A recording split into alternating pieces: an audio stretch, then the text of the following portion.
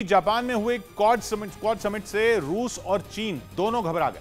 Quad में शामिल देशों में भारत को छोड़कर बाकी सभी देश इस समय रूस के खिलाफ खड़े हैं। वो यूक्रेन जंग के बाद पुतिन को विलन साबित करने में जुटे हैं। रही बात चीन की, तो वो भी क्वाड के निशाने पर है। मतलब साफ है, जापान के टोक्यो में हो रही क्वाड समिट रूस और चीन दोनों को टेंशन दे रही है।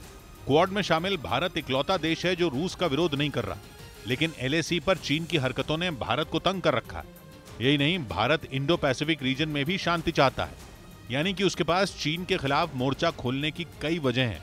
टोक्यो में भारत के प्रधानमंत्री ने खुलकर बोला कि समंदर में शांति बनाए रखने के लिए वो अमेरिका का साथ देंगे। हम दोनों ही देश के इंडो पैसिफिक क्षेत्र के बारे में भी समान नजरिया रखते हैं। यानी कि चीन को जिस बात का डर था वो सच साबित हो रही है, क्योंकि क्वाड इंडो पैसिफिक रीजन पर राज करने के उसके सपने पर ग्रहण लगा सकता है। यूक्रेन में चल रही जंग के बीच टोक्यो में हुई क्वाड की बैठक पुतिन को भी परेशान कर सकती है, क्योंकि भारत को छोड़कर क्वाड के बाकी सभी देशों ने रूस का विरोध किया है। माना जा रहा है कि अमेरिका की कोशिश है कि क्वाड के बहाने भारत से नजदीकी बढ़े, ताकि वो रूस के एक और दोस्त को उससे छीन सके। हालांकि ये इतना आसान नहीं है, क्योंकि यूक्रेन जंग के मुद्दे पर भारत ने हर फैसला सोच समझ कर लिया, जिससे उसके और रूस के रिश्ते पर आंच नहीं आई। लेकिन कहा जा रहा है कि अमेरिका चीन को दुश्मन बनाकर भारत से दोस्ती करेगा, जो पुतिन के लिए टेंशन वाली बात हो सकती है। यूक्रेन जंग के बाद बाइडेन लगातार ऐसा गुणा भाग कर रहे हैं कि पुतिन अकेले पड़ जाएं। उन्होंने चीन को रूस से दूर करने के लिए कई धमकियां भी दी। यही नहीं, एक दिन पहले ही ताइवान के मुद्दे पर उन्होंने चीन को चेतावनी दी थी।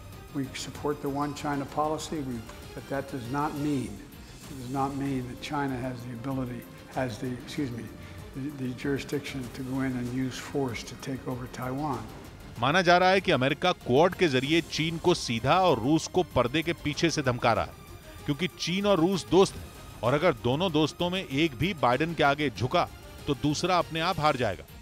इधर अमेरिका के 2 F-18 सुपर हॉर्नेट लड़ाकू विमान ट्रायल के लिए गोवा पहुंच गए। ट्रायल में पास होने पर विमान को खरीदने की प्रक्रिया शुरू होगी, जिसे बाद में देश में बने एयरक्राफ्ट कैरियर विक्रांत पर तैनात किया जाएगा। और इस जंगी जहाज पर तैनात करने के लिए भारत दुनिया के सबसे ताकतवर लड़ाकू विमानों के ट्रायल में जुटा है।